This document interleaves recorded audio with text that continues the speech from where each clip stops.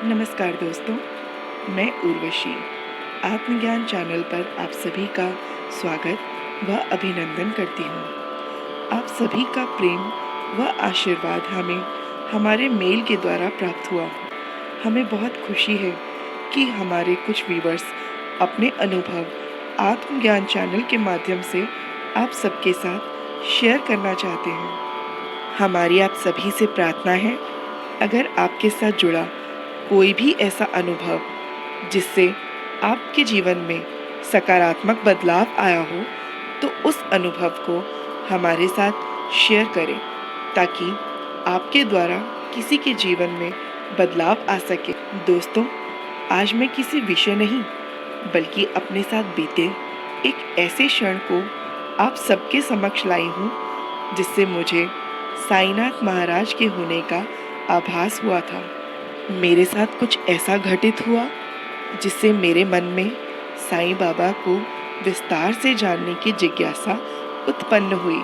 और उससे पहले मैं साईनाथ महाराज को जानती ही नहीं थी, ना ही उनके बारे में कुछ पता था कि वो कौन थे, कहाँ से आए थे, उनका स्थान कहाँ था, कहाँ के निवासी थे, कुछ नहीं पता था। बस बाबा के बारे में कुछ बातें सुनी थी।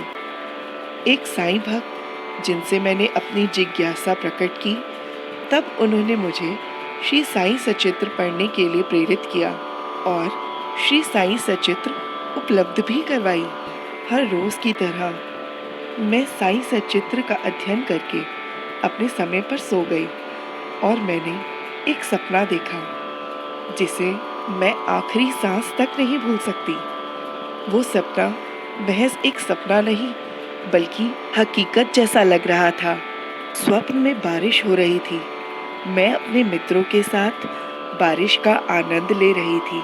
वहीं पास में एक चाय की दुकान, जहां हमने चाय के लिए ऑर्डर किया, वहीं अचानक श्वेत लिबास में, कांधे पर झोला लिए, सफ़ेद दाढ़ी में, अपना हाथ मेरी तरफ बढ़ाते हुए एक संत मुझसे कहते हैं, तुम शिरडी कब आ रही हो?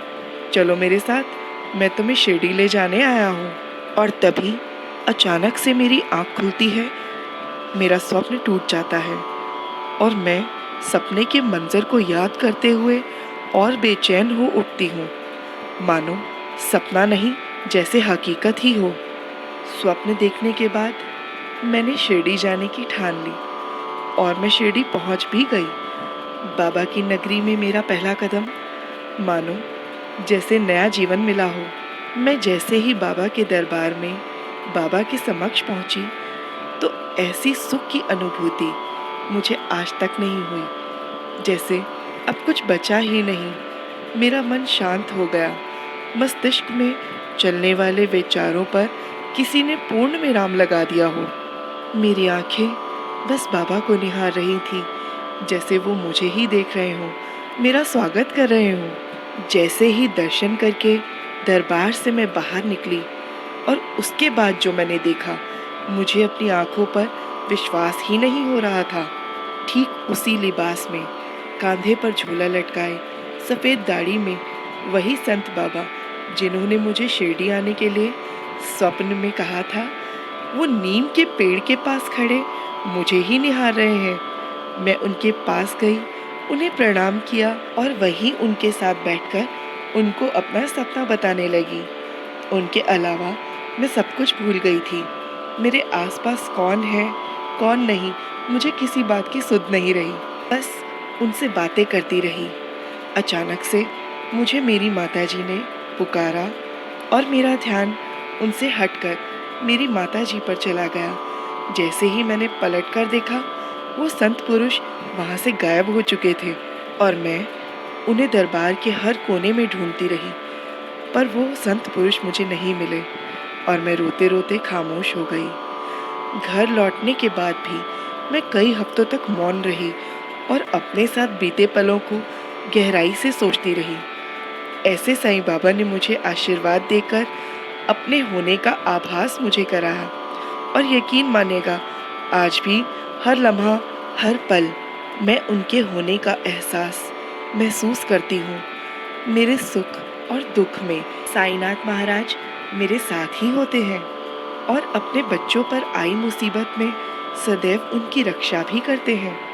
बाबा के 11 वचनों में से इस वचन को अगर आप समझेंगे तो आपको भी उनके होने का आभास अवश्य ही होगा।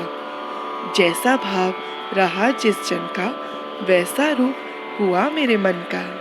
आप जिस भाव से बाबा को देखेंगे वो उसी रूप में आपको नजर आएंगे। तो दोस्तों, मेरा ये अनुभव आप सबको कैसा लगा मुझे कमेंट करके ज़रूर बताएं और ज़्यादा से ज़्यादा वीडियो को शेयर करें ताकि बाबा की महिमा सुनकर सभी आनंदित हो उठें। तब तक के लिए मैं उर्वशी लेती हूँ आप सबसे विदा और मिलती हूँ हमारे नए टॉपिक के साथ। तब तक के लिए स्वस्थ रहें, सुखी रहें और खुश रहें। शुभ रात्रि। ओम साई नाथाय नमः।